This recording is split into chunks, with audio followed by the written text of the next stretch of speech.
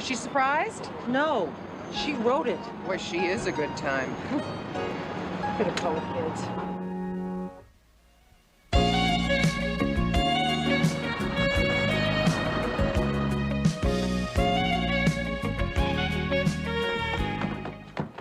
There is a ton of college laundry up there. I think those girls change their clothes for every class. Choose you. Okay, odds. 1, 2, 3, shoot. I win, you do the laundry. Why do you always win? I told you, because you always put out one finger. Next time I'm putting out 2.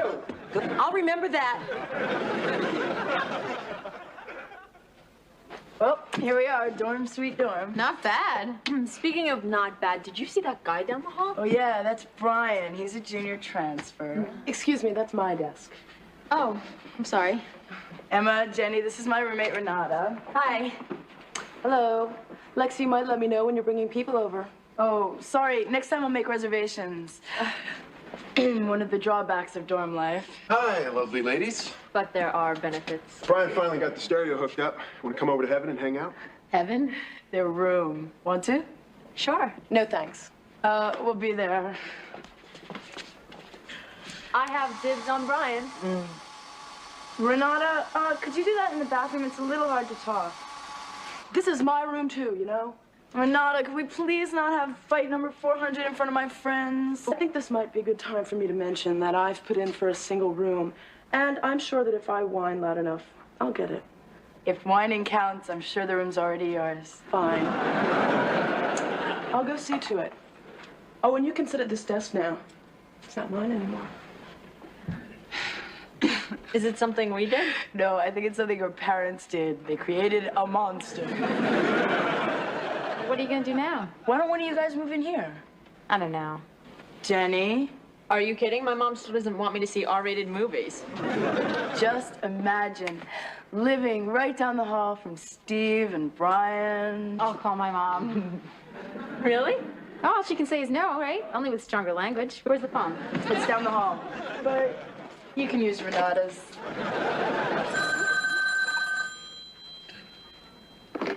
Hello? Hi, Mom. Hi. I'm down at campus, and the most amazing thing just happened. They gave you an honorary degree? No, my friend Lexi's roommate's moving out, and she wants me to move in with her. Move into the dorm? Yes, if I'm the first one to ask, I know I'll get the room. Well, you don't by any chance know how much any of this is going to cost you? No, not yet. Well, just for laughs, why don't you check out the details? You know, room cost, meal plans, and we'll talk about it when you get home tonight. You mean you'll consider it? I'll consider considering it. Oh, great. Thank you so much, Mom. She didn't say no. Guess what? Emma wants to move into the dorm. She told you before she told me? Relax, I was eavesdropping. Oh, How do you feel about it? I don't know. Part of me says yes. Not the part that's on the outside of your face. That says I'd rather die first. I'm a mother. I want to know where my kid is, what she's doing, and who she's doing it with. Aren't I right? Well, you're right about the first part. You're a mother, but you're wrong about Emma being a kid. She's 18. She's a young woman. Listen, I don't want to hear talk like that. Kate, sooner or later, you're gonna have... This is easy for you to say. Would you let Jenny go? I think so. Oh, you lie. Probably. Wait, What? here. You know, Kate, we're gonna have to start thinking about our little girls as little women. I hate it when you get literary right when I'm in the middle of a sulk. Sorry. I'm sure I wanted to have the fun of going away and stuff, but I sort of wanted to be there when she had her first hangover. What am I saying? I think you're saying yes. Well, part of me is saying yes, but another part of me is saying no. That's it. The answer is no. No. I think. Hi. Hi. Hi. Emma, I just have one word for you. Yeah? That's the word. What's the word? Yeah. If I can afford it, you can live in the dorm. Oh, thank you so much. Yeah. Mwah. What was that man doing shaving in the girls' bathroom? Removing the hair from his face. These are co-ed dorms, Kate. Co-ed dorms are one thing. Sharing a bathroom is. Modern. Healthy. Obscene. We have a co-ed bathroom at home. That's different. We're a family. These people are all strangers. Well, they won't be for long if they share a bathroom. Oh, Emma. I don't know about this. What's the big deal, Mom? We're all adults. That's the big deal.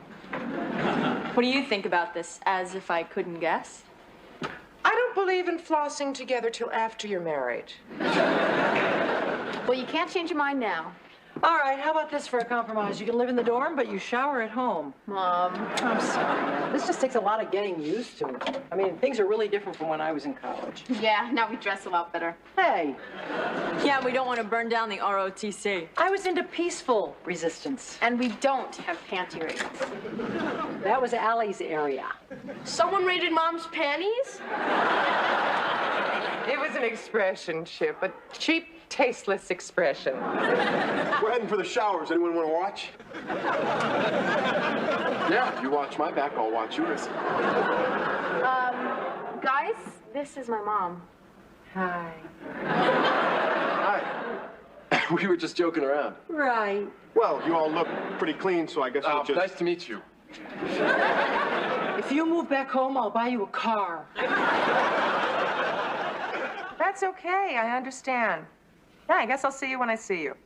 Okay, bye. What's the matter with Bob? The game he's announcing is going into overtime. I guess we'll miss the movie. Overtime, we turned it off. Nothing was happening. Well, let's turn it on again. After you finish your lima beans. Where do lima beans come from, anyway? The ground. Whose idea was it to dig them up? What's wrong with lima beans? I don't know. They remind me of little frog kidneys.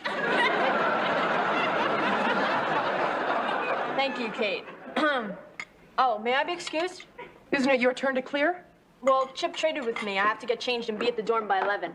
For what? Party. What kind of a party starts at 11 p.m.? Toga! Toga! Oh, well, as long as it's a classical theme. Why are you using that tone of voice? What tone of voice? That you're about to say something ridiculous like, I can't go to the party tone of voice. You're right. Jenny, I do not want you going to a party at 11 p.m. on a school night. Mom, I'm not in school. I'm in college. And why not? Well, for starters, I don't want you riding a subway at that hour. I'll either hitch a ride with somebody or sleep in Emma's dorm room. Oh, fine. As long as you have a ride with a stranger or a comfortable floor. She's using that tone of voice again. Sorry, Jenny. No party. Mom, I'm not a kid anymore. You can't tell me what to do. I can, as long as you're living under my roof. Well, in that case, may the prisoner be excused to go to her cell? With pleasure. I'll just clean up. Wait a minute. Where are your beans? I eat them. Let me see your napkin. Oh, come on. Give a kid a break. Sorry, Chip. Let me see your napkin. Give a warrant.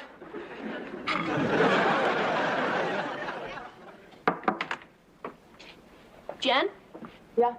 what you doing? Redecorating my cell. Oh, can I borrow $1.50 for a good cause? Spider-Man comics? Yeah. Sure. Thanks. I'll pay you back next week, I promise. No rush. I'll probably be here the rest of my life. Yeah. Thanks.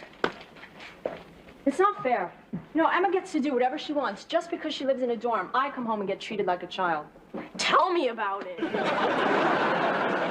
That's different. You are a child. Still bugs me. I think she should let you do whatever you want. So do I. She's just nervous about stuff, you know. I know. But how does she ever expect us to grow up? You know what I hate? When parents tell you to act like an adult when it's something they want you to do, but when it's something you want to do, they tell you you're not mature enough yet. Why don't you work on Kate? Kate's the one I'm really disappointed in. Usually I can count on her to talk Mom into stuff. Well, let me know if there's anything I can do, okay? Thanks. It's nice to know you're on my side. Of course I am. Someday I'm gonna go to college, and it'll be a whole lot easier if we get the hassle over with now. This is true. Thanks for the loan. Hey, Chip, Yeah? when did they replace you with a person? I've always been a person. You just never listened to me before. Oh, my mistake. No problem.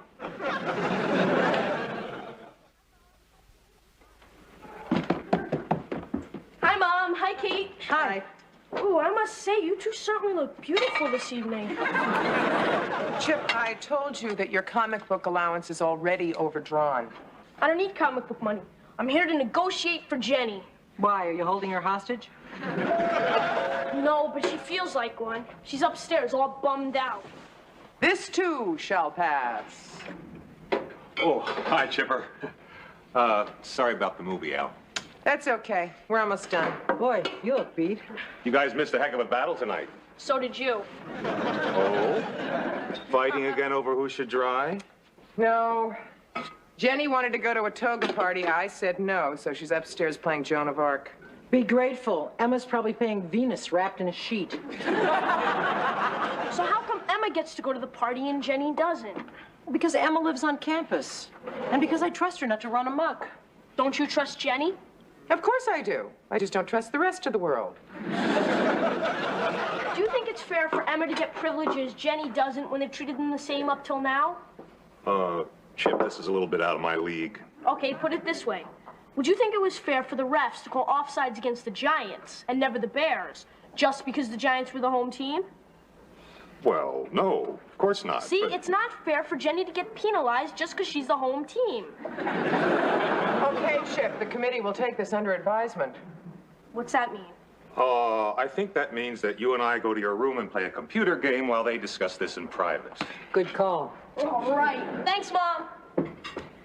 You know, Chip does have a point. We do have a double standard. Right, but Emma lives where the party is. She doesn't have to commute. There is a difference. Agreed. But I think this is a bigger issue than just the party. Emma got emancipated. Jenny didn't. That's between you and Emma. Why is it when it was my kid, I should let her go, but when it's your kid, she should stay home? You're right. The only fair thing to do is make Emma move back. Or you could give Jenny a looser rein and let her go gracefully to that unattended department store called Life. Whoa, when you put it in terms of shopping, not such a big deal. I'll go talk to her.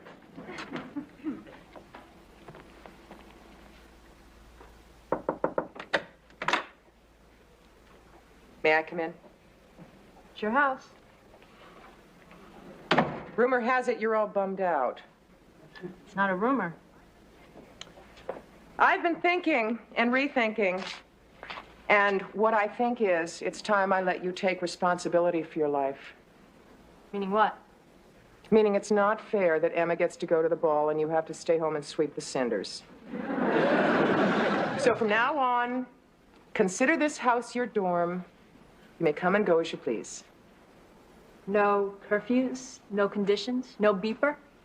I will try to treat you as a separate adult who lives in this house for free. And you will have all of the freedom that Emma has, plus the extra added bonus of laundry service and a stocked fridge. What more can I do? You really mean this? As sure as I'm trembling here. I can come and go as I choose? Right, And you won't interfere? right. Thanks, Mom. I promise you won't regret it. I regret it already. Where are you going? The party. Oh, but it's so late. Mom, did you mean what you just said or not? I meant it. I just didn't expect you to take it so literally. So, what's up? Go to the dorm party. It's all your fault. Thanks, Chip. You're great. Kate, say something to her. Say hi to Emma for me. Okay, you can go. Just make sure you're home by the dawn's early light. That's all I was going to say. Good night. Night. Wait! I knew it. Here, for emergencies, put it in your shoe. Thanks. Bye. Do you keep money in your shoe? No, I like to look like I have a gun. I'm sick. Allie, she's a responsible young adult. Easy for you to say. Do you know where your daughter is? In the dorm, studying? Please. Listen, now that the problem's solved, sort of, why don't I go to the video store and we can watch a movie here tonight? Oh, that sounds great. Okay, action adventure or romance? Action adventure. Anything that doesn't involve teenagers being stalked. Oh, boy, I can tell this is going to be a fun evening. Oh, boy, I still think that Sean Connery was the best James Bond ever. Yeah. You want some more popcorn? What? Oh, somebody scored? Did you ever see a 007 picture where somebody didn't? Ooh. I must have fallen asleep. What time is it? 1 o'clock. Already? Seems like just a second ago it was 1:15. You call it a night? Why? We're having so much fun. We are not. Why don't you just admit what we're doing? What? Waiting up. Oh, you may be waiting up, but we're having fun, aren't we? Oh, yeah, I'm having lots of fun. Is she home yet? What are you doing up? I'm worried about Jennie. I feel responsible. You're not your sister's keeper. Go back to bed. Aren't you worried? No, we're having fun. So, you want to watch some more TV?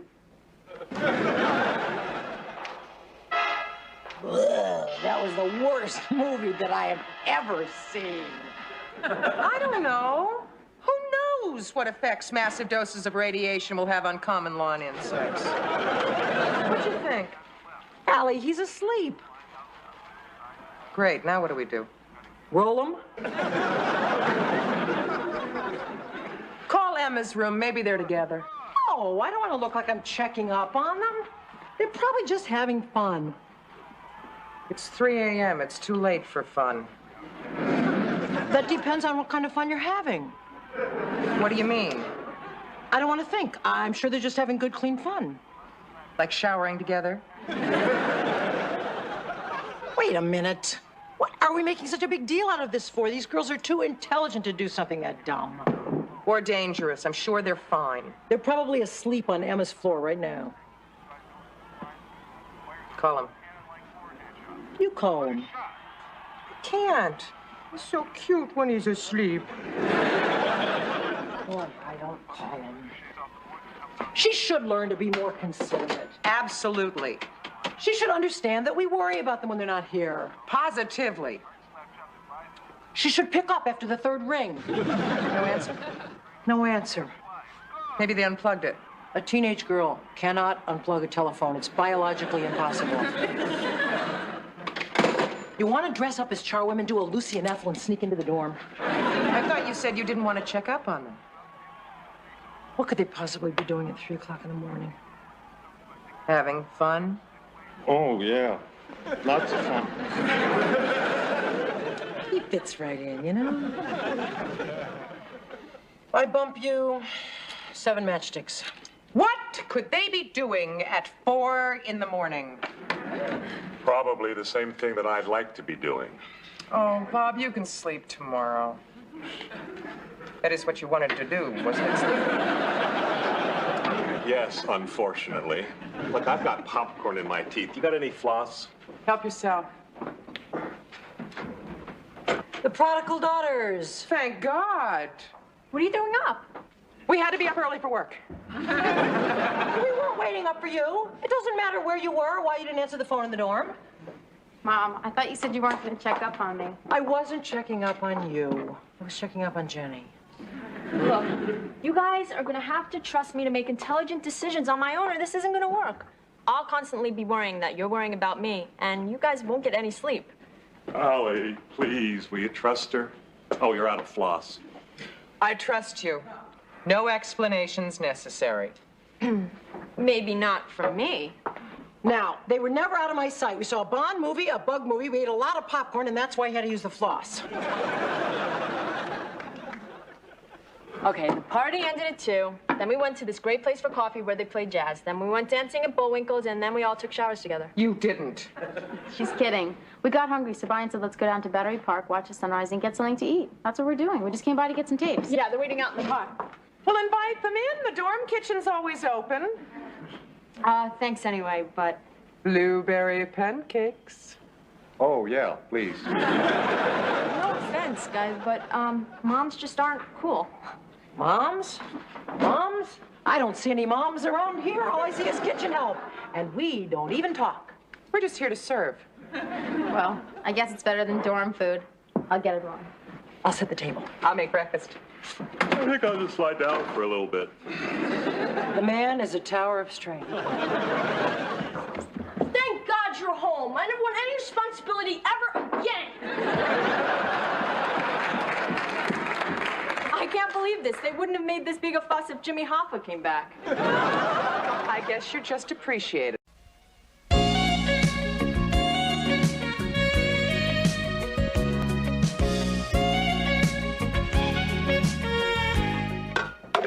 Carrots. Potatoes. String beans. Beef. Sauce. Stew is good. Stew is real. Eating out is better. Shut up and snap your beans. Hi, guys. Hi. Oh, look at this. The family that cooks together. Doesn't eat out. Dennis, want to sample the sauce? Yeah, I'd love to. Did I get any calls? No, expecting any? No, I was just asking. That's great. You want to stay for dinner? No, he can't. Neither can I. I'm having dinner with my aunt, remember? No.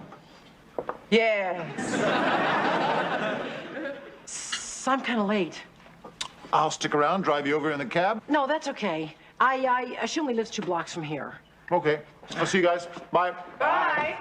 See you tomorrow. Okay, great. Bye-bye. Thanks. Kate, What? what aunt do you have who lives 2 blocks away? No, that was a little white lie. See, I have a date with Peter later. He should be here any minute, in fact. Aha! Don't aha me. A person has a right to go out with more than one person at a time. Don't listen. Especially if that person does not have an exclusive understanding with another person, right? Wrong. What would you know? I've got to get dressed. Right after I let Peter in, needless to say, if anyone mentions Dennis, then she or he will be in the New York Post tomorrow morning. Hi, Peter. Hi. Hey, I'm late. I'm going to get dressed. Could you guys just introduce yourselves? Allie Lowell, roommate. Bob Barsky, friend of roommate. Jennie Lowell, daughter of roommate. Chip Lowell, son of roommate. Peter Rutland. Date of roommate. Look at that etagere. Isn't that beautiful? And that chair. Would you stop shopping for furniture and watch the movie? This movie is furniture. Hi, guys. What are you watching? Oh, look at that great chair. It's a movie about home decoration and murder, in that order. Where's Peter? Oh, he had an early meeting, so he dropped me. So what did you think? Attractive, personable, amusing, charming. I like Dennis better. Which one do you like better, Allie? More to the point, which one do you like better? Oh, I don't know. Peter is all those things, but Dennis is off-center and oddball. He makes me laugh a lot. I don't know which one to choose. Why do you have to choose? Yeah, I thought it was fine for people to date more than one person at a time, end quote. This is true. I just don't think I'm the type of person to stay in with more than one person at a time, if you catch my drift. Aha! Why does your boyfriend keep saying aha? Makes him seem wise. So I don't know. I just think I ought to choose. Kate, Would you mind joining her in the kitchen? I think there's a corpse on the leather-tufted sofa. oh, you're busy on Sunday. Really? What am I doing? Bob is covering the tennis matches, and he got them to let us sit in the broadcaster's booth. Oh, great. Can I bring a date, Bob? Yes, and be quiet. Which one? I think I'll bring Dennis. He loves tennis. Great. But I'd really like to have you and Bob get to know Peter better. Okay. But you know, Dennis is always broke, and this would be free. Yeah. I'm going back to watch the furniture while you vacillate. No, it's Dennis. Or Peter. Yeah, it's definitely Peter.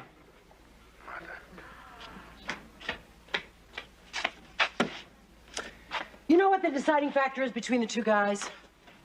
I was just lying here hoping you'd tell me that.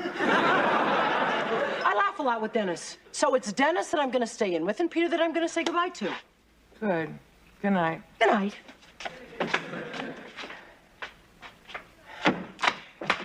But you know, laughter is not the most important thing. You know what is? Sleep. A sharing of attitudes, something you can build on. Peter and I feel the same way about so many things. Yes, it's Peter for me. Good night. All right. Then again, God help me. I think it's too soon to tell. I think that I should sleep on it. I think that's a good idea. Why don't we both sleep on it? Sorry. Good night. Yeah. And when the moon shines over the cowshed, I'll be waiting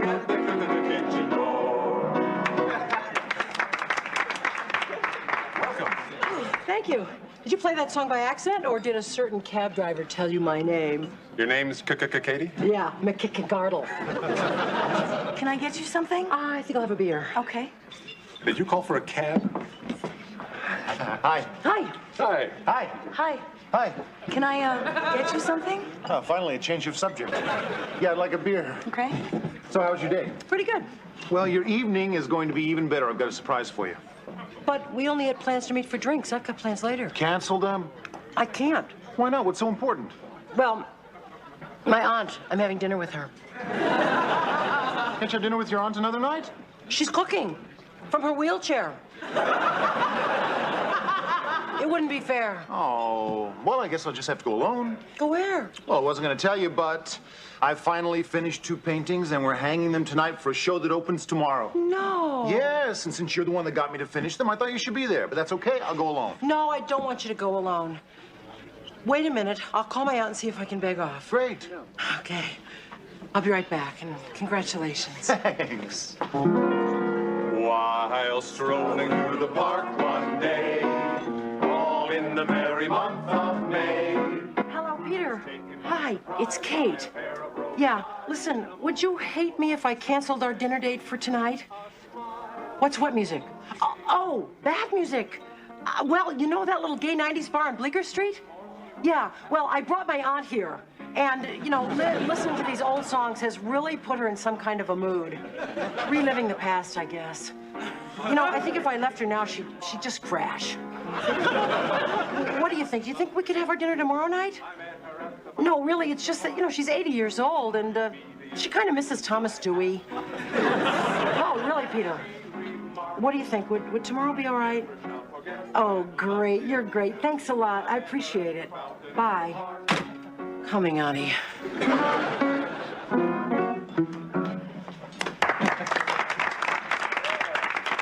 It's okay. She had forgotten to turn the oven on. Take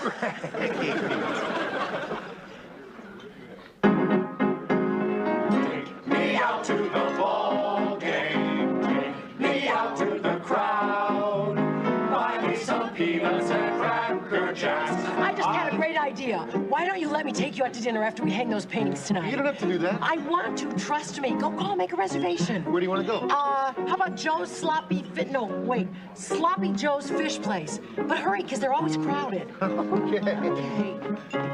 What am I gonna do? I have such troubles. Can I help? Well, not unless you have an 80-year-old melancholy lady up your sleeve. Hi. Oh, I found it. Peter, huh? What are you doing here? Well, I decided you might need some help cheering up your aunt. Where is she? She's in the ladies' room, crying, right? Yeah, we bandaged her. She was bringing the customers down. As a matter of fact, I better go check on her right now. Why don't you sit down and have a drink, enjoy the music, and don't move. That's very important. Out to the ball game. Yes, I'm sure. The name is Sloppy Joe's Fish Place. Dennis, forget it. Forget it. Why? I just remembered. Tonight is the anniversary of Thomas Dewey's death. Oh, for heaven's sake. Is that like Yom Kippur? You're not supposed to eat? It's just that, you know, she really had this thing for him, and that's probably why she sounded so sad on the phone when I talked to her. I just don't feel that I could leave her alone tonight. You've got to understand, she's 80 years old, Valentino's dead, Thomas Dewey's dead. Okay, I'll drive you over in the cab, and later on we can go to the gallery. No, that's all right. I think I better take the subway because it's faster. And who knows, she may have remembered to turn on the oven by now. I probably should give her a call. Look, I'm sorry to miss the hanging of the paintings, but I'll be there for the opening tomorrow night, okay? Bye-bye.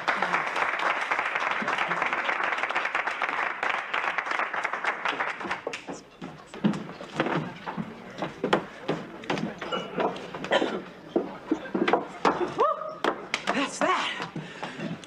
Where's your aunt? Oh, I put her in a cab. Hi. That's great. And we can go out to dinner. Where would you like to go? Any place you like. How about Sloppy Joe's Fish Place? I hear it's very popular. I'm not really in the mood for fish, thanks. Katie, beautiful Katie. Oh, no. What? Excuse me, I gotta go to the ladies' room again. Dennis! I thought you were on the phone with your aunt. Oh, it was busy. I just came back to try again. I can't find my car keys. Oh, maybe you left them by the piano. So did I leave my keys here? Ah, yeah, here they are. Thanks. Sure.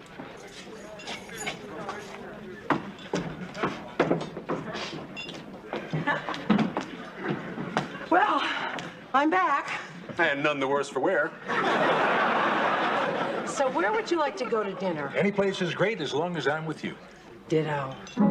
You call everybody darling. And everybody calls you darling, too. Why don't we just stay for one course? You don't mean what you're saying. It's just a game you're playing. That's enough. But you'll find someone else who'll play that game as well as you.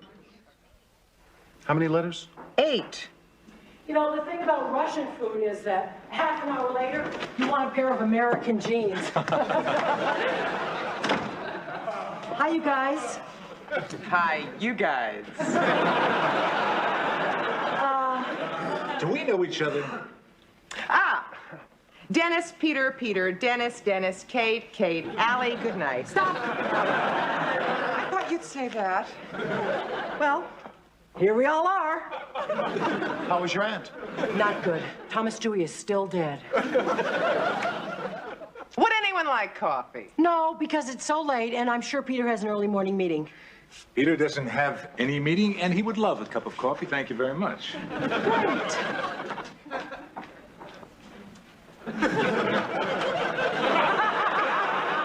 Well, here we all are. Yeah. Are you a friend of Kate's aunt? Me? No. No, but he would be, except that lately my aunt has been so depressed that she's not making any new friends. So, Allie, how was your day? Same as yours. We worked together, remember? Oh, yeah. So how was your evening? Tame. And yours. Oh, very nice. Is something happening here? What do you mean? Well, I sense a certain tension in the air, kind of like that at the Nuremberg trials. Yeah, me too. What makes you say that? Well, for one thing, the coffee. What's wrong with the coffee? There isn't any. Kate, what's going on? Well, you know, Dennis is an artist. He's having his first showing. Ah, congratulations. Thanks. And, did you ever get that feeling that you wish you had died a long time ago and you were laying snugly in your grave? No, not really. Ah. Did you have a date with Kate tonight? Uh-huh. Uh-huh. I was supposed to. Uh-huh. There's an explanation for all of this, you know.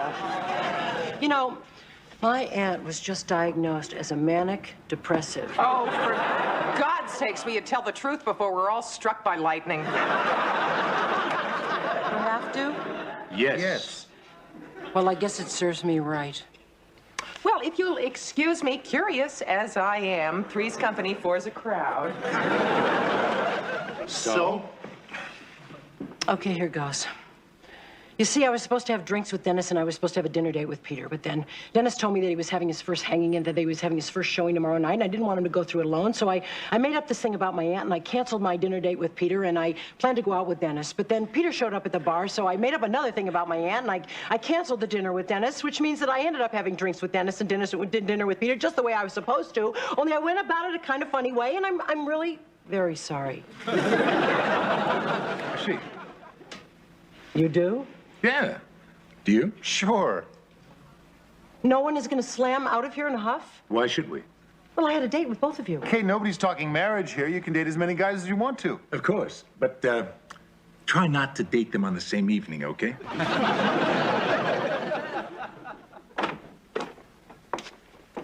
In one page, I could have found out who killed the colonel, but I'd rather find out who killed who downstairs.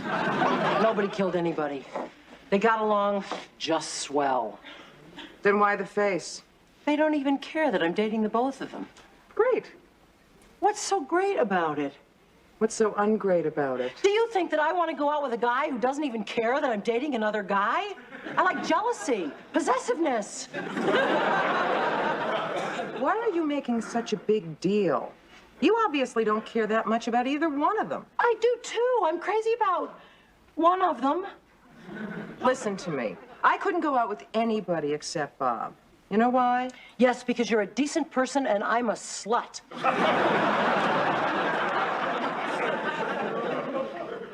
Because nobody can hold a candle to Bob in my eyes. And from where I'm sitting, you don't feel that way about either Peter or Dennis. I could learn to care. You didn't have to learn to care about Ted. So what you're saying is because I'm dating both of them, that means I don't really care deeply about either of them? 5 cents, please. So which one should I take to the tennis match? Good night, Kate. Hello, Agatha.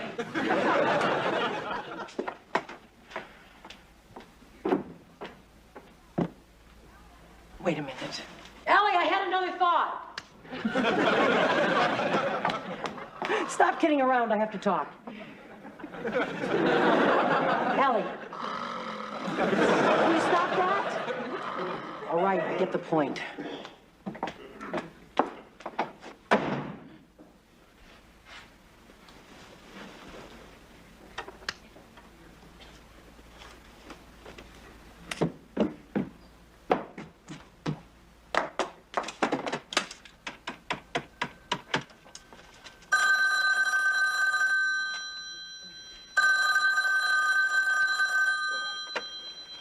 Hello.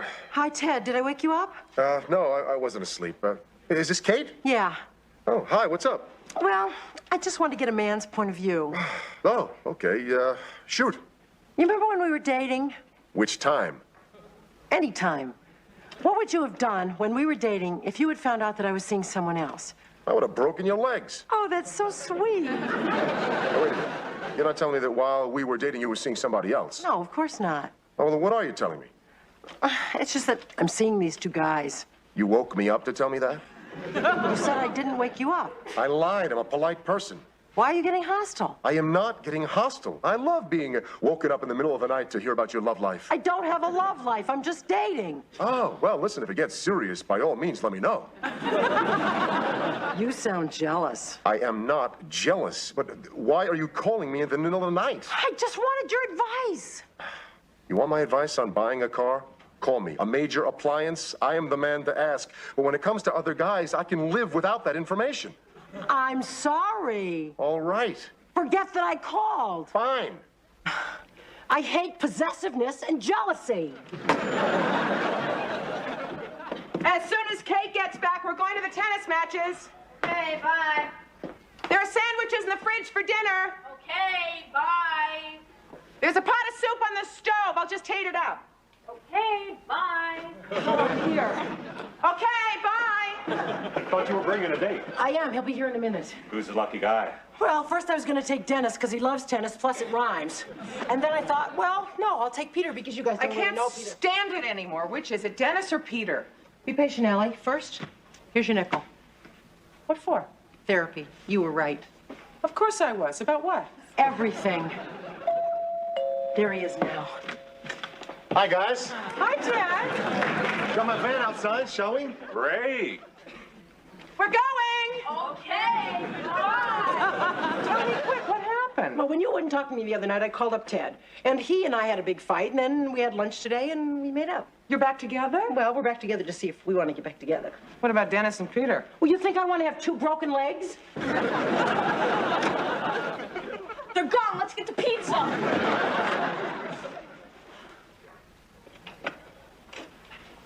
So, what was so important that you made Allie and Bob take a walk around the block? Well, let's sit down. I wanted to talk to you alone. Okay.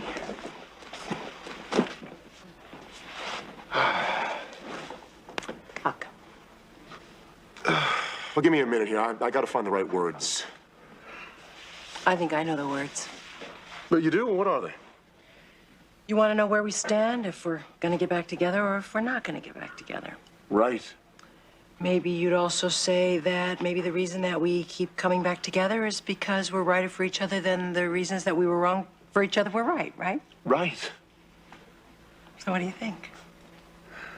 I think I'm still in love with you. I think I'm still in love with you, too. So do I get a kiss here or what? Yeah, you get a kiss here and a what later?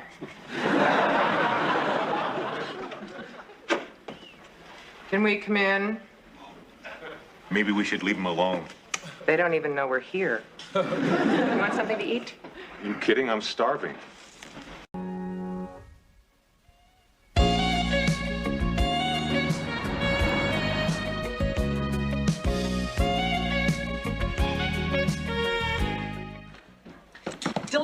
your service. Go. Try and get Mr. Geyer to pay by cash. Well, his check's good, isn't it? Yeah, but I'm not sure the check we sent Nancy for the rent is. Life in the fast lane. Allie, there are 2 men up on the sidewalk staring down at our door. So? So I don't like the looks of them. Let me see. What do you think? I don't know. All I see are a pair of knees standing up there. Wait a minute. The knees are coming down. Well, he looks okay. Read his chest. Oh. Should we open it or not open it? Of course we should open it. You're being silly. Okay. Are you Kate McArdle? I have a better question. Why does it say murder on your shirt? That's the name of a movie. I was location scout for it. I never heard of it. Well, it was only released overseas. It was a big hit in Lapland. They just got sound. Are you Kate McArdle? That's me. Hi, I'm Benny Rinaldi. I got your name from Bob Rogers. I'd like to talk to you. Oh, come on in. Yeah, he said you had exactly the front door we were looking for. And he was right. Why are you looking for a front door? Oh, no. Really? Really what? Really? This is so exciting. What's so exciting? They want to use our front door in a movie, right? Right. You're kidding. Not to sound crass or anything, but will any money change hands if you use our front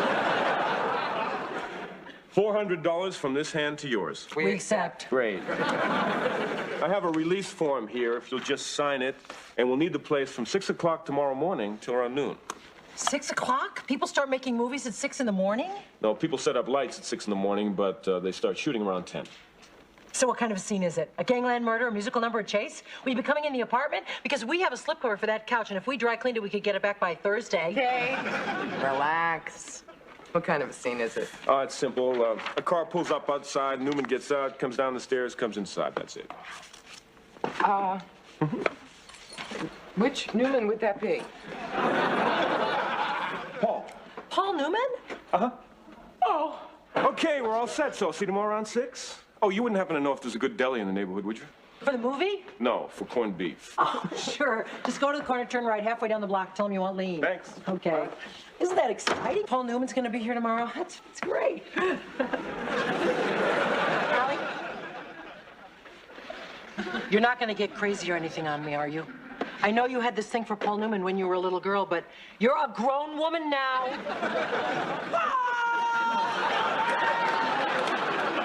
Yeah, I was afraid of that. Here, in our house. Outside our house. He said he might come in. Help me with the door, Al. Oh, do you remember him in The Sting when he woke up in the carousel all rumpled and needing a shave? The door, Allie? Or in HUD, when he was out chopping the wood and Patricia Neal looked out the window and she saw him bare-chested and her eyes filled with quiet or not so quiet lust. God help us. In absence of malice, when he was standing on the boat and the sun lit up his bronze face and he offered Sally Field a beer? Or in Butch Cassidy and the Sundance Kid, when he was... Oh, Jennie, I was just talking about Butch Cassidy and the Sundance Kid. You remember the part where Paul Newman was standing on the cliff and the Pinkerton guys were behind him and he had to jump off the cliff into the raging waters alone? Or in Cool Hand Chip, do you remember in Cool Hand Luke? You saw that when he was eating the eggs and he had to eat all of those eggs. It was so disgusting. He said, well, what we're going to do is kill you. Or in Captain Tin Roof when he played the son of a...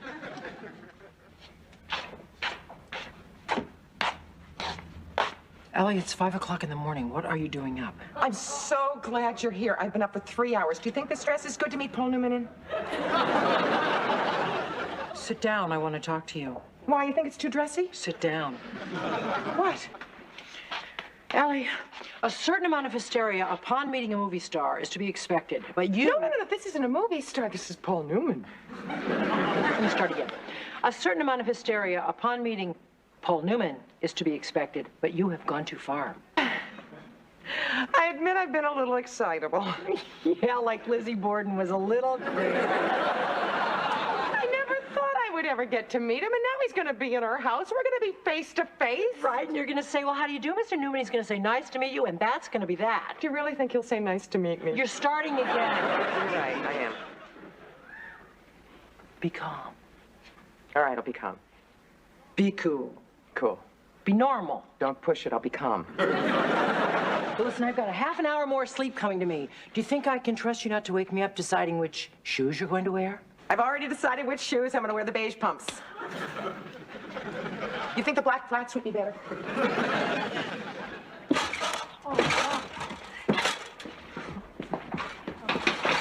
What are you doing here? It is after 9 o'clock. You're late for school. School? Mom, Paul Newman's gonna be here, remember? Paul Newman! Okay, I admit I was a little over the edge last night, but the morning has brought me back to my senses and you back to school. Hey, aren't you guys late for school? Never have any fun around here. Well, that should give you the incentive to go to school, become very smart, get a good job, and move out. Now, school. Well, it's certainly great to see you back to normal.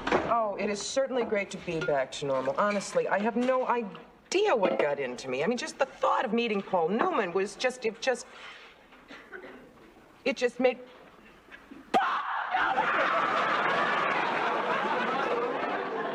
She really likes Paul Newman. Mrs. Lowell, please, I told you 100 times. Don't bother the crew. They've got work to do. I was just wondering. I know you were wondering where Newman is, what's he like to work with, how tall he is. Does Joanne Woodward visit him on the set? Does he kid around between takes? Mrs. Lowell, there are 200 pages in this book, and each one has a problem that I must solve. All right. I won't ask you another question. I'd appreciate it. Except one. Are his eyes close to the color of cornflower or robin's egg? Actually, maroon. Sorry. No, I don't want to be indebted to you. Mr. Rinaldi, can't I just mean it for a Mrs. second? Lowell, we have a policy. Mere mortals do not talk to the actors. Funny, we're short one extra. Anything specific? Woman, 30ish, sexy. I may have someone right here, but non-union. Okay, we're covered. When does he want her? He's almost ready to go.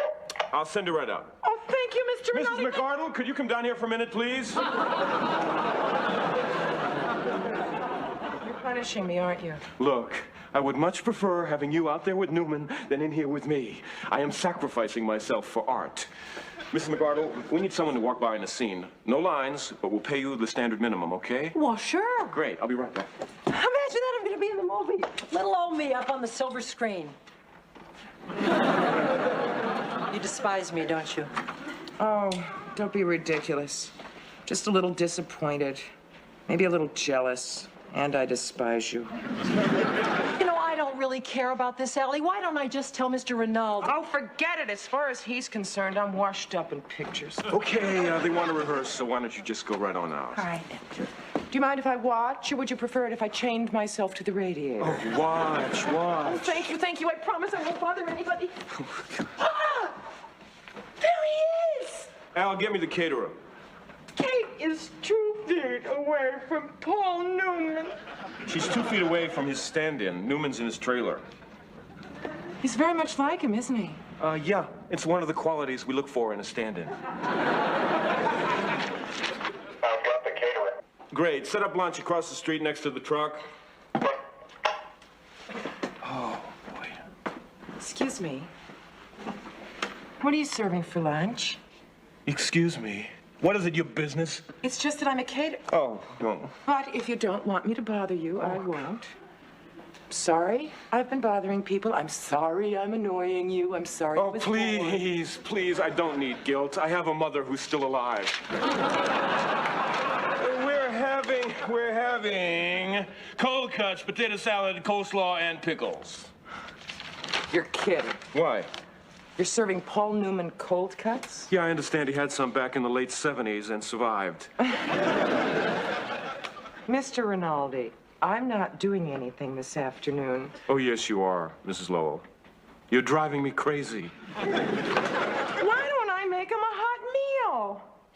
Oh, I couldn't let you go to all that trouble. It won't be any trouble. Yes, it will.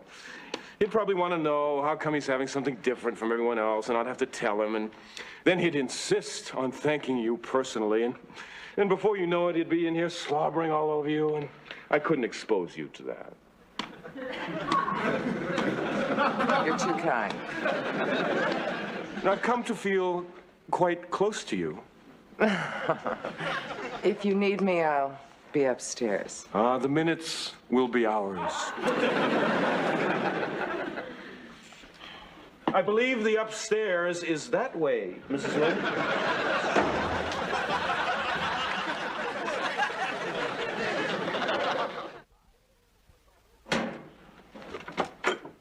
Hi. What's all this? They're shooting a movie right outside our door. I know. Afterwards, you want to have lunch? I'm making lunch. Oh, better. Ah! This is for Paul Newman. Really? He's in the movie. Oh, you've met him? No, but I will, come hell or high water. Well, I'll just hang out.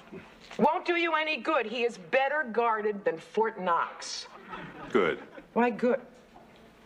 Oh, Bob, you don't want me to meet him. That's so sweet. Yes, it is sweet, and I don't want you to meet him. If you want to meet somebody, meet the Pope. I'm a grown woman. Yeah, that's what I'm afraid of. I don't even find him attractive. I find him attractive.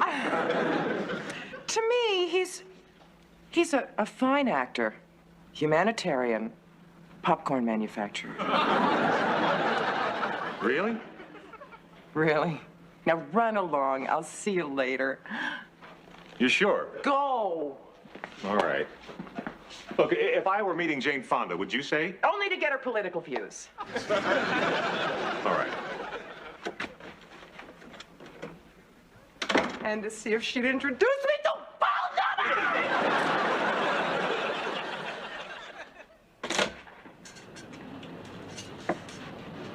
Mr. Newman? Mr. Newman?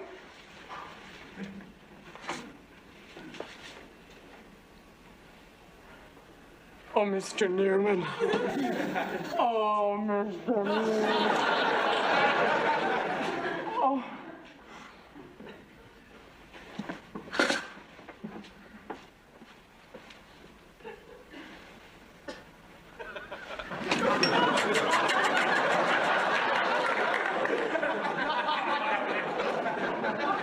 Come on, Paul, we've got a couple of minutes.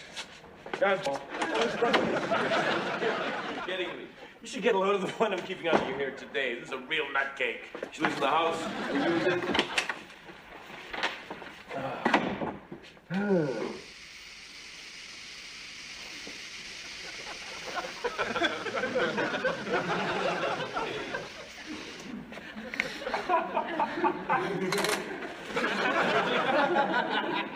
Voting, Mrs. Lowell.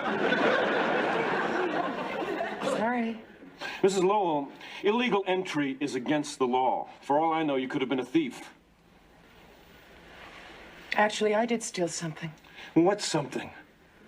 3 hairs and a tissue. I owe you an apology. You're not a nutcake. You're a genuine 24-karat solid gold Looney Tunes. Sam? What's shaking? Could you meet me in Mrs. Lowell's apartment? What's the problem? Mrs. Lowell? To tell you the truth, I understand how you feel. Newman really hits me where I live, too. I've loved him all my life. In high school, I was the president of the IICMP on IDHC. What's that? If I could meet Paul Newman, I'd die happy club. Oh, Sam, couldn't I just for a minute? You got it. I'm sorry, it's my job. Anyway, you're not missing much. Just a shot of some extras and a quick shot of Newman getting into the back of a truck, and that's it for the day. We're ready for Mrs. McCardle. That's it, I'm on my way. Wish me luck. Break your legs. Break your legs. Freud was no fool. Sam, I feel terrible about this. I'm sorry. All in a day's work. You don't have to stand guard over me anymore. I'm not going anywhere. I've stolen all the hair I'm going to. I know, but I gotta stay. Can I use a John? Upstairs on the left. Can I trust you alone for a couple of minutes? I won't even dignify that with an answer. Okay.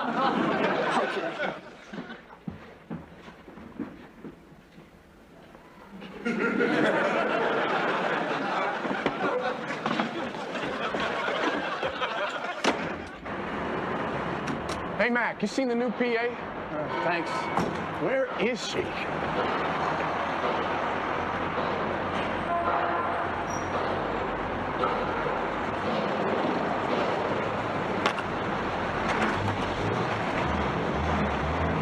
Hey! Oh, sorry, didn't mean to scare you. Are you the PA who's filling in for Paula? That's me. Great. Is this the Newman truck for the last shot? Yeah.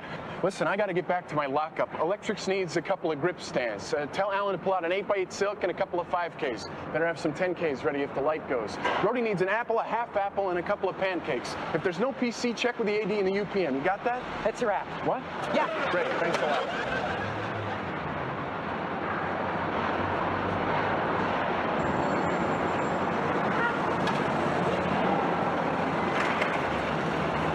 You know, you got a really nice place here. Mrs. Lowell? Mrs. Lowell! In a few moments, I will open my eyes, and our eyes will meet. Nirvana. What's the problem? Can't anybody do anything right around here? Where's the grip stands? Where's the 5Ks? We told the girl who's filling in for Paula to do that. Really? Yeah. Well, the girl who's filling in for Paula is standing right over there. His name is Mervyn. But she said that she would take care of him. Okay. As it turns out, it's getting too late to do the truck shot. But be a little more careful next time, will you? So where's the girl I was talking to? Oh, I don't know where she is. But if it's who I think it was, I just hope she's very far away from me. Okay, Mac, take her away.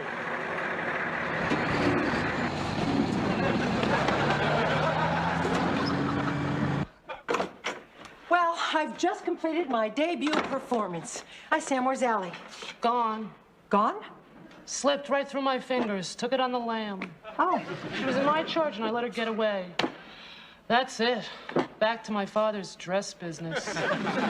Sam, you know, I think you take your job a little too seriously. Mrs. McArdle, could you do us a small favor? What's that? Is it okay if Paul comes in here and make a phone call? Paul? Newman. Oh. Would that be all right? Sure, yeah. Yeah, see, the phone booth is way down the block, and I'm afraid you'd get mobbed. Yeah, no trouble. You know, I wouldn't ask it if your friend was around, no offense, but she's a little on the immature side. Well. Come on, Sam, you're forgiven. And thanks again, Mrs. McArdle. Stay cool. Paul Newman here! Where's Allie? Help! There's somebody in here! Help! Ted, you can't believe how exciting it was around here today. I made my first screen performance. Hi, where's Allie? I have no idea. I'm gonna die!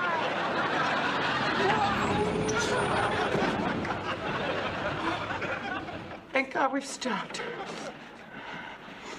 Please, somebody, help me!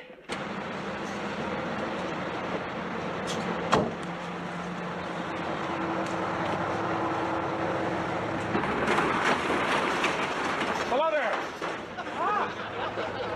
I feel like I've died and gone to heaven. Close, we're in Yonkers. You know, I'm really starting to get worried. Allie's been gone nearly 3 hours. Didn't she say anything about where she was going? No, she was under house arrest, and then she just took it on the lam. Mama, Allie. where have you been? Yonkers. Yonkers? It's a long story. Boy, what you meant. What did I miss? Nothing. What did I miss? Just a thing. What thing? Oh, this is silly. Paul Newman came in here to make a couple of phone calls, and I didn't think we should say anything because I thought it would upset you, you know, because you weren't here. What are you doing here? I thought about what you said about Newman. I decided you were lying. Oh. Did you meet him too? Yeah, he's a nice guy. You know, he looks a lot better in person. So, are you terribly upset? No, not terribly. I mean, I'm sorry I wasn't here naturally, but boy, it sounds like you guys had a lot of fun, huh? He was so talkative, I couldn't believe he just talked so.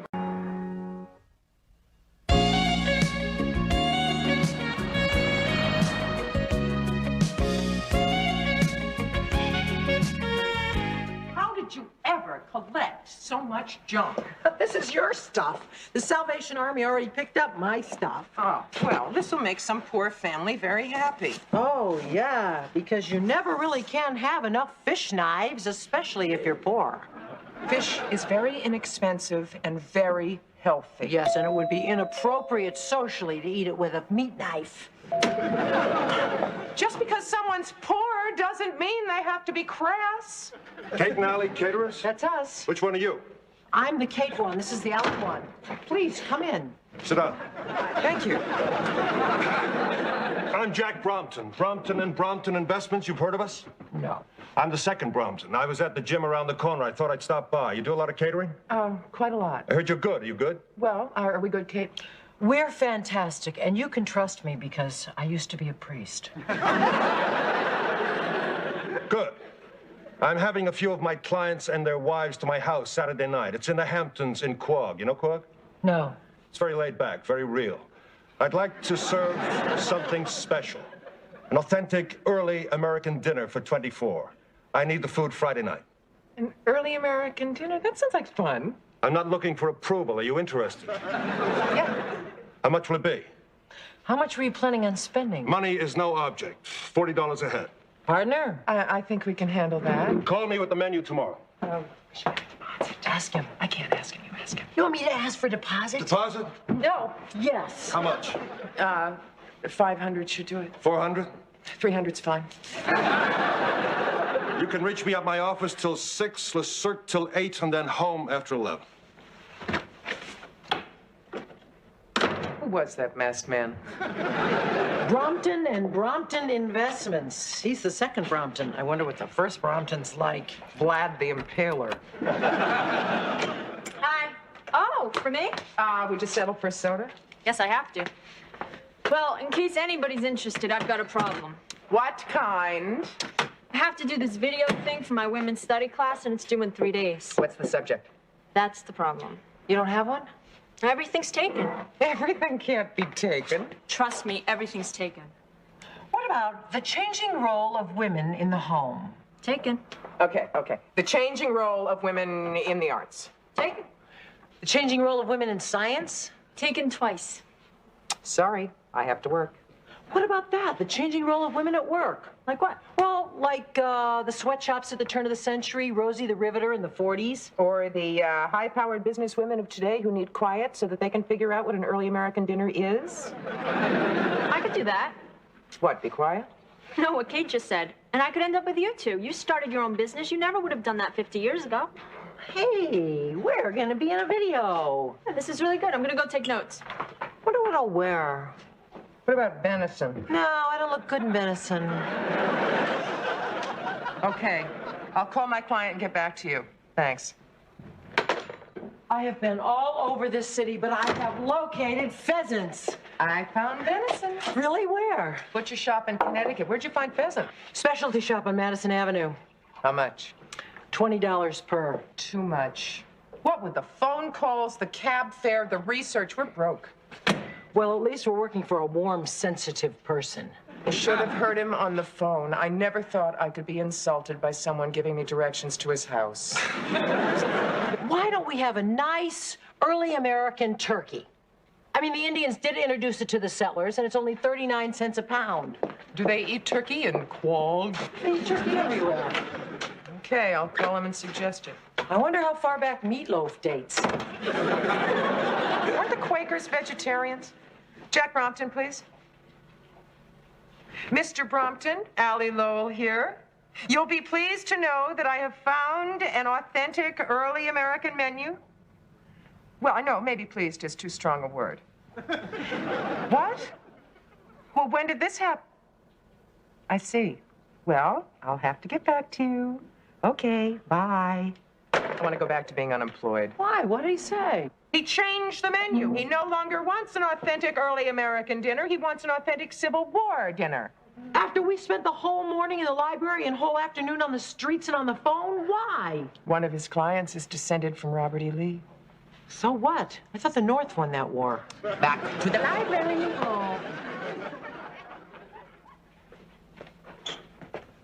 Oh, you you're doing your video. Great. Can I be the announcer? Nope.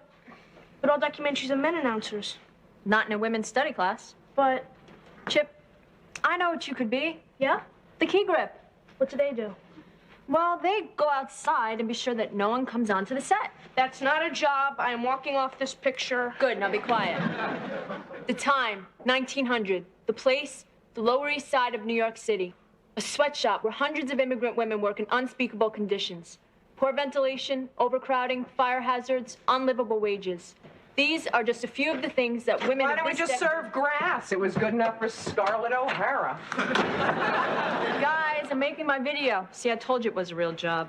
Do it in your room. There's better light here. Are you up to our part yet? No, I just started with the sweatshops. Wow, look at all these wretched women. We just spent 3 hours in the library and we're back to pheasant at 20 bucks a throw. I still say turkey. Guys, back to my video. Let me just make one phone call. Jenny, I've been thinking about your mom's and my part in your video. Yeah? I think the point that we're trying to make is that in our own small way, we are just an extension of the forward movement of women. Jack Brompton, please. We're our own bosses. We don't answer to any man. Mr. Brompton, Allie Lowell. Excuse me, there is just one man that we do answer to. Yes, well, what I found is a recipe for dried sour apple pie, a favorite of General Lee's, and Confederate mulled cider. What? But you do. What now? Yes, I'll hold. You will never guess in a million years what this man has done. Change the menu? Good guess! Allie, tell him off. I am gonna tell him off.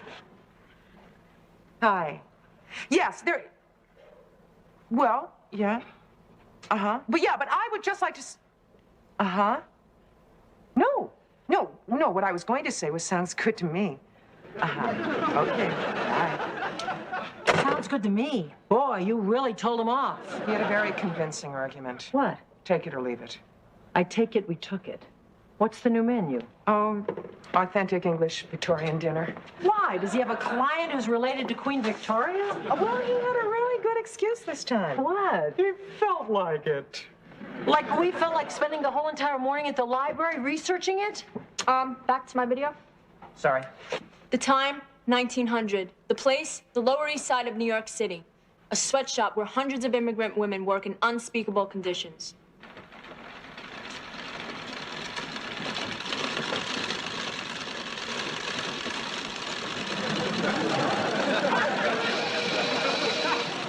All right, immigrants. Lunch. Oh, good. I'm starving. Oh.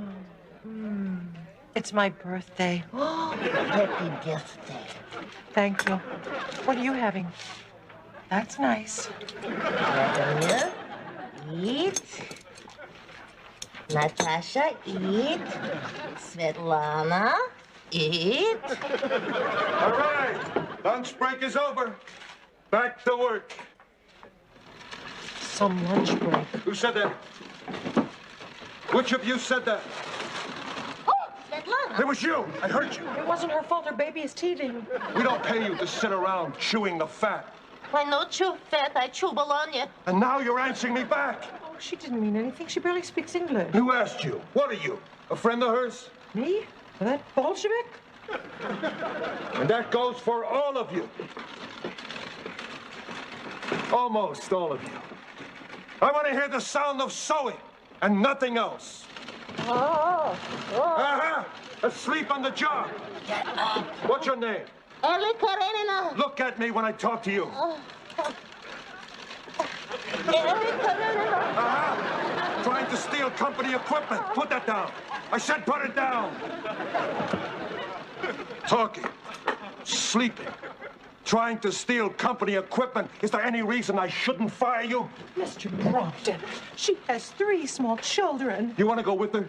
And you should fire the Bolshevik. Нет! Vladimir! Natasha! Out! Нет! Out! Oh. Someday, the masses will rise up. Someday, women will have equality. Someday. But not now.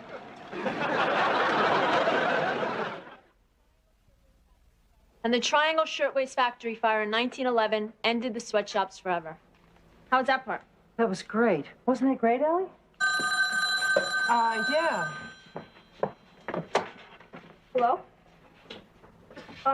Yeah, just a minute. It's for one of the caterers. Who is it? 2 guys named Brompton. Your turn. Do I have your permission to blow him off if he changes even the smallest little detail? What's 40 times 24? Close to 1,000. You do not have my permission. There are more important things in life than money, Allie. Yeah, and they all cost. Be nice. Hello. Oh, hi, Mr. Brompton. No, this is the other half. Uh-huh. Uh-huh.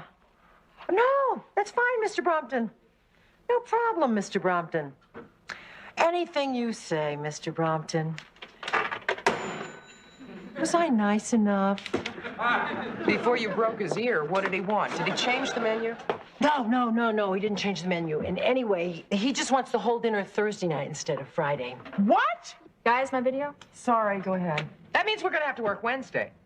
Work Wednesday? I have a date with Ted Wednesday night. Quiet on the set. Quiet in the house. The time, 1944. The place, a munitions factory in Brooklyn, New York, where hundreds of American women replaced their men who had gone off to war. They kept the home fires burning and the Allies supplied. So I says to him, to whom are you referring, hey? Some naive. Natch. So, what'd he say? So he says to me, hey, if the platform shoe fits, wear it. Some naive. Natch. Girls, listen up. So what'd you say? So I says to him, some swell Lothario you turn out the beach. Quit the lip, will you? In a minute, live grenades are going to come down this line. I want you to tighten the screws that hold the handles in place. But whatever you do, don't touch the pins. Got it? Let's see some pep, huh? Always kicking, always kicking. What do you say to do? Tighten the screws. What's this thing, eh? Cute. What are we supposed to do? Tighten the screws. Oh. So what do you want to do tonight, eh? I don't know. There's a Tyrone Power double feature at the Paramount. Oh, he sends me. Natch. So what is this thing? Oh, probably just to hold the handle till you tighten the screws. Oh. So, there's a Sunny Tufts Festival. Oh, I really get a bang out of Sunny Tufts. What's with her? Shell shock. So where were we? So I was really getting a bang out of Sunny Tufts. Me too. Hey, a real bang. Oh, you know what I really get a bang out of?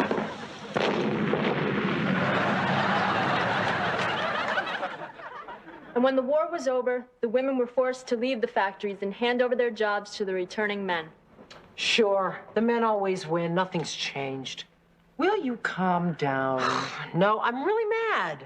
All right, guys, I'm ready for your parts. So do you want to get in your outfits? Okay, come on, Kate. Look happy. You're going to be on television. I'm happy. I'm happy. You don't look happy. I'm happy. I'm happy. Turn on the darn camera. The time, 1988. The place, the apartment of Kate and Allie Caterers, one of a tidal wave of small businesses started by women. Women who burn with the desire to be independent and equal to the men who have historically been their bosses. Excuse me, which one of you is Kate and which one of you is Allie? Mama's Allie. Shh. I'm Allie. That makes me Kate. When did you start your business? About a year ago. Why did you start it? Well, we burned with the desire to be independent and equal from the men who had historically been our bosses, right, Kate? Well put. How do you like being your own bosses? Oh, we like it, don't we? Yeah, we enjoy it. Most of the time. Well, practically all of the time. Yeah, except when we get a customer who's unreasonable. Which hardly ever happens. Yeah, and we have to rearrange our entire lives to suit him. And then he can't even make up his mind. Yeah, but when that happens, we try to be calm and philosophical about it, don't we, Kate? Yeah, unless the guy turns out to be a royal pain in the... You know what I like about being my own boss is that you can set your own hours. Yeah, take Wednesday night, for example. Good example. Jenny, turn that thing on. No, this is great. Jenny! Fine, just when it was getting good. Take a 5. If you're going to be mad, why be mad at Jennie's class? Why not be mad at Mr. Brompton? You don't think I would, do you? For $1,000, I hope you won't. This has something to do with more than money. It has to do with dignity. Hello, dignity. Goodbye, job. Hello, is Mr. Brompton there, please? Oh, he is he? Well, would you please tell him that Kate McCardle called? I work right around the corner from his gym, and would you ask him to stop by when he leaves? Thank you. I can't wait to give him a piece of my mind. I have something to give him, too. His deposit. Oh, come on. You don't know that he's going to fire us. This isn't the sweatshops. This isn't the 40s. We have women's rights now. Yeah, Mom. All right. I'm outvoted. Where were you when they needed you? I wish I had been there. I could have told him a thing or two.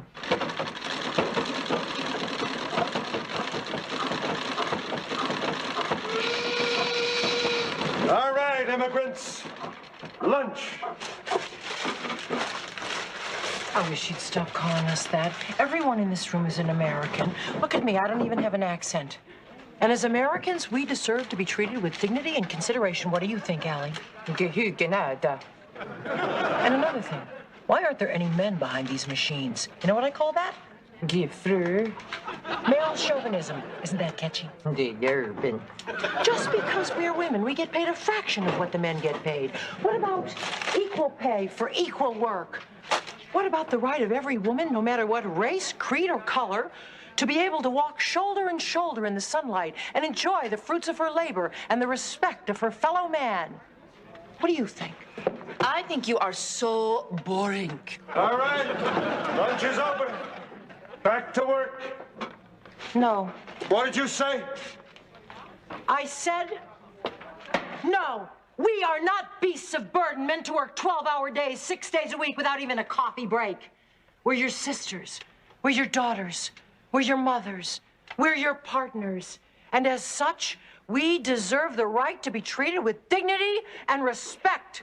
And we demand a normal rate. Normal rate. Normal rate. Normal rate. Normal rate. Normal rate. Oh, you like me. I knew you liked me. Normal rate. Normal rate. Normal rate.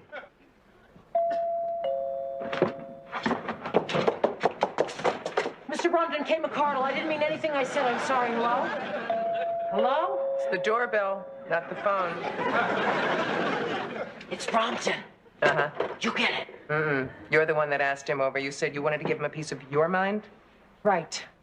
I was. I will. I mean, he can't kick us out of here. We have a lease, right? My secretary said you wanted to see me. Yes. How are you?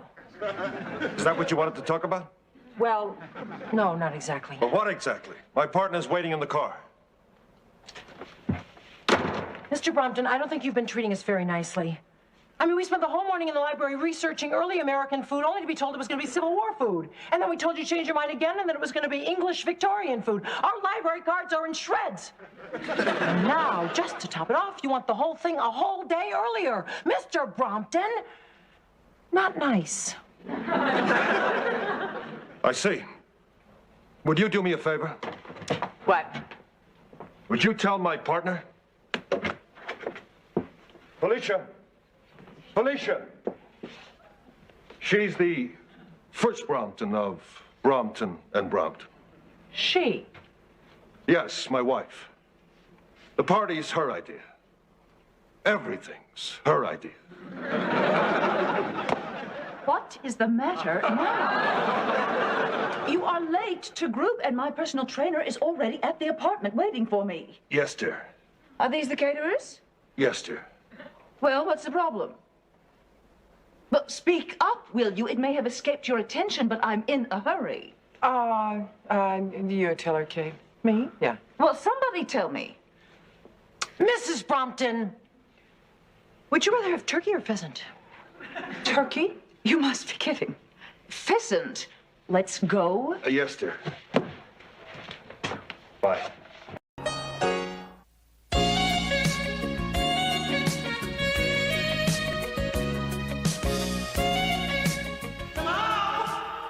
Where am I? Hello? Did you hear something? Must have left the TV on. No, it's me, down here. Oh, look. It's a tiny middle-aged woman. Is that the one that wants to marry our son? Yes, it's me. Well, we need to know a little something about you. Of course, what? Are you a virgin? I have 2 children. You're divorced? Yes. Why? What's wrong with you? Nothing, I swear. Do you have a job? Well, I have my own business. Bob's last fiancée put herself through law school working as a model. What last fiancé? Is that your real hair color?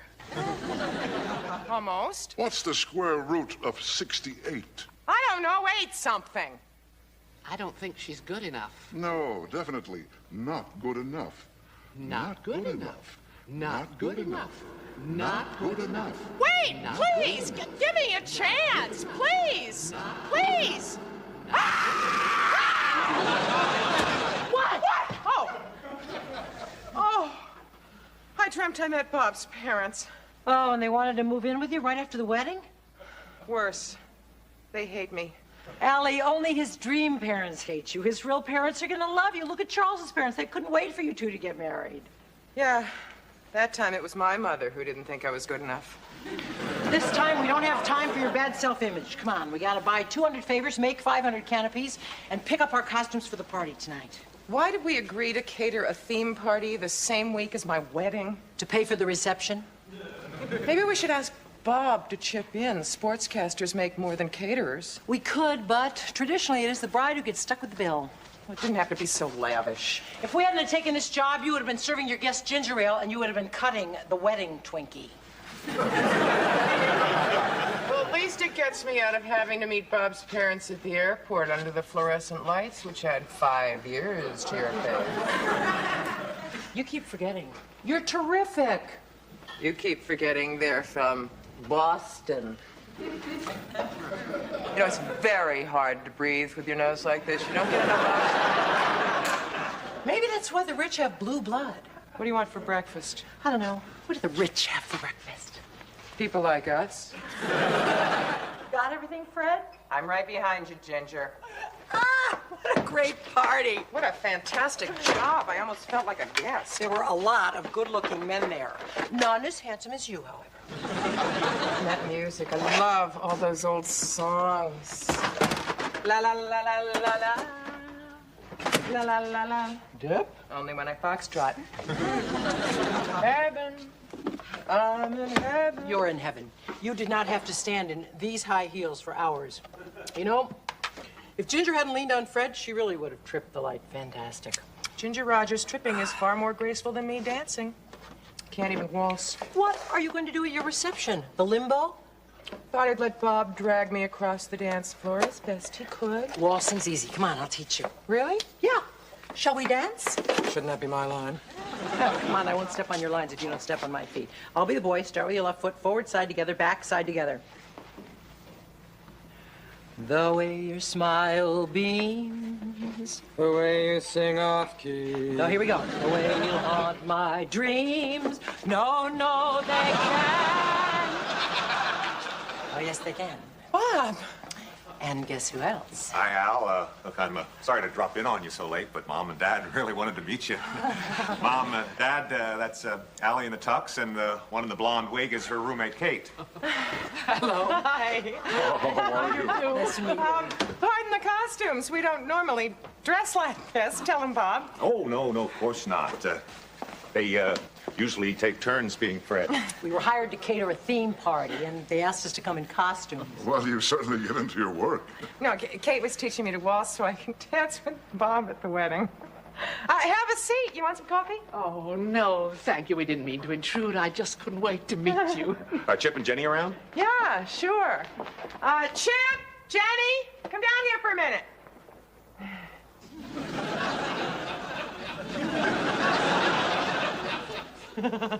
They don't seem to be here. Really? It's after 11. She doesn't know where they are? Well, yeah, sure. They're, out. Remember they had that thing? They're at a thing. Maybe that's them now. Hello? hi, honey. It's Ted. Hi, Ted. So, Bob tells me you're going to Europe. Our boat sails right after the reception. You're getting married and we're getting a honeymoon. Mom and Dad didn't have a first honeymoon. They were too busy having me. Bob, you must be so excited. Bob, when you asked Ted to be your best man, did you have a runner-up? Ted's bagging me? Oh, his sister wants him to be the godfather for the new baby, so he has to wait in Chicago till the christening. Oh, buddy, you can't do this to me. Darn, I wanted Ted to be here. I wanted Ted to catch the bouquet. Ted's my boyfriend. All right, we'll save you some wedding cake. Yeah, bye, pal. Can't argue with the godfather. He made me an excuse I couldn't refuse. Hey, I got to get home and make some phone calls. Do you have anybody in mind? Lanny. It was lovely meeting you, Allie. You too, Kate. Thanks. It was nice meeting you. Bye-bye. I hope you understand about the costumes. Don't worry, Al. You look great. I mean, if you weren't going to be the bride, I'd ask you to be my best man. And you don't keep her up all night dancing. 2 bows and we're off. No encores, I promise. Good. Good night. Night. They hate me. Hey, come on, you guys! I want this furniture moved before the guests get here. Okay, but I get time and a half if I even break a nail. That's how you dress to move furniture? The wedding's tomorrow. This is a rehearsal. I thought it was a dress rehearsal. Do you want me to change? No. Chip can move the heavy stuff. Oh, thanks a lot, Kate. What are you dressed for? Well, after this rehearsal, I'm meeting with the band to go over some new songs. But we're all going out to dinner with Bob's parents. Mom, I can't. We've got a dance this week, and I just lost an organ. Nothing vital, I hope. Please. I got it. Well, if you took the turnpike like I told you, if we're late, it's your father's fault. First to arrive, Mother. You're always the first to arrive. Hi, Nana. Hi, Grandpa. Hi, Grandpa. Come on, children. Hello, dear. You're looking well, Kate. Thank you, Joan. Nice to see you too, Ed. The traffic in the city is unbearable. Hello, Dad. Is the minister here yet? It's a judge, not a minister. Oh, yes. I believe that was your idea. No, my idea was captain of a ship, but Allie wanted to be the only one wearing white. Bob's parents will be here any minute. Would you like us to entertain them while you run up and change? Why, is there something wrong with what I have on? No, it's just that Kate and Jennie look so nice. I got it. Chip, partner, how you doing? Mom and Dad, this is Allie's son, Chip, and her daughter, Jennie. Hi. Oh, hello, Nice son. to finally meet you. You too. Ed Adams, father of the bride. This is my wife, Joan. Hello. Bill and Eileen Barsky, pleased to meet you. I hope we're not late. No, not at all. What a lovely dress, Kate. Where's the priest? Priest? Oh, judge, Dad. Judge? Having a judge was Kate's idea. So, Bob, come up with the best man yet? 2 minutes after I left the house, I realized I got the best man right here. What do you say, Chip? Me? Sure, Bob. What do I have to do? Well, the judge asked for the ring. You give it to me. Thanks a lot, Bob. I won't let you down. How's the coffee coming, Jen? We're working on it. I'll help. Bob, who's Alfie? Alfie? Yeah, the ring says, love always, Bob and Alfie. There was a little mix-up with the engraver. I hope this judge of yours is being held up in court. I hope he's accustomed to handing out life sentences. Judge isn't a he, it's a she. A she? I suppose that was your idea too, Kate. I just knew you'd love it. I think everything is going very well. Bob, Chip, careful with the table. Whoops. Ah, darn. What happened? I dropped the chair on my foot. I said, Allison, rent a chapel. You can talk till you're blue in the face. They never listen. She was always stubborn. Don't let them get you down, kid. Thanks. Just remember, this time tomorrow, you're going to be Mrs. Alfie Barsky. I'll just get the door. Mom, if that's the judge, can we get started? I'm really late. Hello, I'm Judge Walker. Hi, Kate McCardle, matron of honor. Nice to meet you. Judge Walker, hi. I want you to meet my mother, Joan, Bob's mother, Eileen, my daughter, Jen, Bob props, Father Bill. I don't need a judge. I can use a podiatrist. If you don't mind, could we just sort of hurry this along before I change my mind? No problem. Where would you like me to stand? Oh, I thought we would do it over here. Now, what I was going to do was make an aisle right down the center. Oh, Bill, I'm afraid you're in the wrong spot. I am? Yes, the bride's side is always on the left. We don't need sides, Mother. Mom, I'm really late. Will there be music? Chip? I left the tape player at Eddie's. Oh, no problem. Jenny can hum. Okay, then. Matron of honor on my right, best man and groom on my left, bride at the back of the aisle with her father. All right, let's take it from the top. Jenny? Dum dum da dum dum dum da dum dum. Jenny, I realize you're in a hurry, but this is a march, not a sprint. Sorry. Dum dum da dum dum dum da dum dum dum da dum dum da dum. I don't know the rest.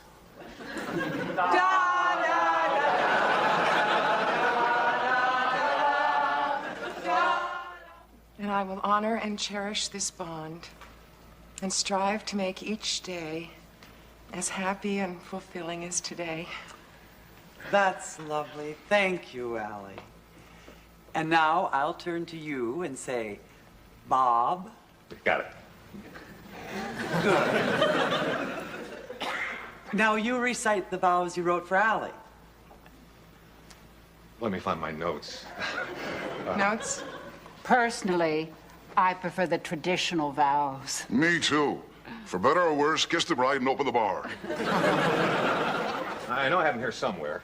Bob, do you remember the first line or anything? It was something about love. Try what's it all about, Alfie.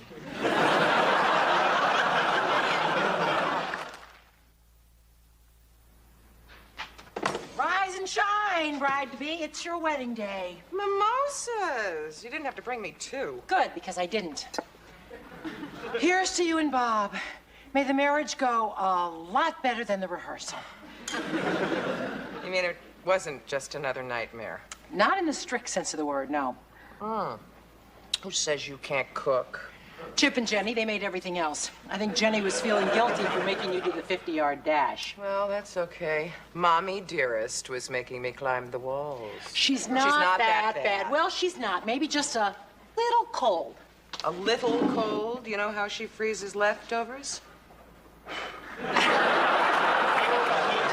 Face it, Kate, the rehearsal was a fiasco. You think it was an omen? No, only gypsies and fortune tellers have omens. Yeah, what do wasps have? Cold feet. Move over. Thanks. You know, I read somewhere that a bad rehearsal made for a perfect wedding. Uh-huh. Come on. You're feeling just a little excited, aren't you? Yeah. Nervous? A lot. Happy? Oh, excited, nervous, happy, frightened, confident, insecure. Sounds like a roll call for group therapy. Name an emotion, and I'm having it. I'm also a little sad. Why? Well, I'm not just starting a new life. I'm leaving an old life that was very dear to me. It wasn't so bad being bachelorettes together, was it? I wouldn't have guessed it when we moved in, but it was great. Thank you for showing me that there is life, a good life, between husbands. Thank you for giving me and Emma a family again. You know, she would have been here if she didn't have to be in California with her dad. I understand. I'm gonna miss you guys. To my best friend? Mine too.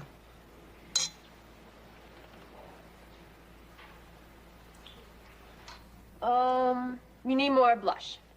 More blush? Really? I don't want to look like Ronald Reagan. You won't. Besides, brides are supposed to blush, and when it's your second marriage, it's tougher. Okay, but if I look ridiculous, I'll get even when it's your turn. I wouldn't hold my breath. What's that supposed to mean? Nothing. It's just that marriage isn't high on my list of priorities. Oh, you'll change your mind when you fall in love. People who fall in love still get divorced. Oh. Is that what it's about? Well, why should I bother getting married if 10 or 20 years down the line I'm just gonna get divorced? Jenny, look at me. No one was more marriage shy than I was after your father dumped after we split up. But then Bob came into my life, and look how happy I am. Yeah, but you don't have to be married to be happy. You're right, but keep an open mind. I don't want you to miss out on something wonderful just because somebody else had a bad experience. I'll try to set a better example this time. I'm so happy for you, Mom. Oh, thanks, honey. Hi, Mom. Too much blush. What? Jenny, will you tie my tie? Sure. How's it going, best man? Great. I'll be the luckiest guy in the room, next to Bob. Thanks. Allie, Dick Budkiss just called looking for Bob. Butkus called here? Yeah. What's a butkus? It's not a what, it's a who. Anyway, John Madden is stuck in Cincinnati, and Dick wants Bob to co-announce today's Giants game with him. They want Bob on national television. Today? Bob Barsky. He was having some rings fixed? Yes, this is Alfie. How long ago did he leave? Thank you. Bob? Well, I certainly hope not. It's bad luck for the groom to see the bride before the wedding. First to arrive again, huh, Mother? I came early to bring you these, Aunt Edith's pearls. I thought you might like to wear them. They're perfect. They're old and borrowed, and my dress is new and blue. You're wearing blue?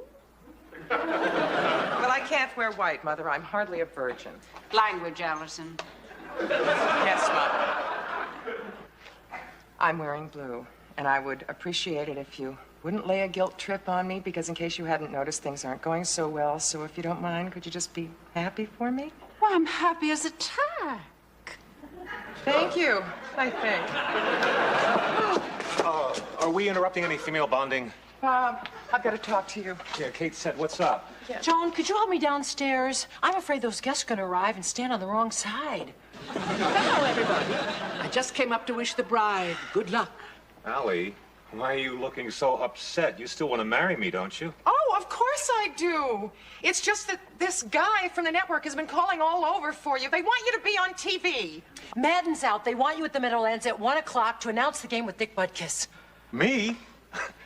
They want me to do on camera? That's great! I'm finally getting married. Bob, I know you've wanted to do television for a long time, and this could be your big break. And I want you to know I have thought it over, and if you want to postpone the ceremony, I understand. Oh, no, but you can't. She's confused. It happens when she gets excited. Allison, think of what you're saying. I know what I'm saying, Mother. If you leave right now, you could be at the stadium for the tip-off. Kick-off. We can get married tomorrow. Dad and I won't be here tomorrow. Our ship sails in 6 hours. You're leaving on your honeymoon tomorrow.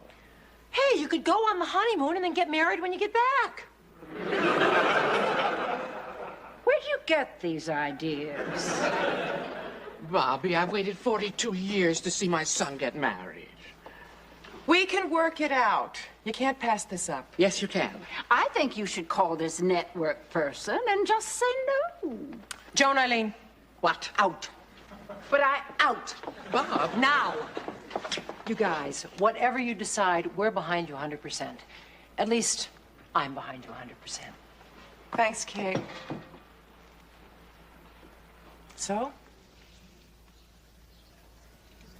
Back to Dick Rutgers. It's a fabulous spectacle on the field with Pop-Off, probably one of the most exciting hits we've seen this season. But there was a tense moment in the first quarter when the bride's mother jumped off sides. But as we come to the close of halftime, bride and groom are in full control of the ceremony. This is truly a happy occasion. It's first and goal for the groom. Now here comes the big play. The bride's in motion. He's going for the kiss. Oop. Whoa, what a kiss! Necko! He connected! I mean, it's poetry. No flags thrown. The marriage stands. This is a red letter day for football.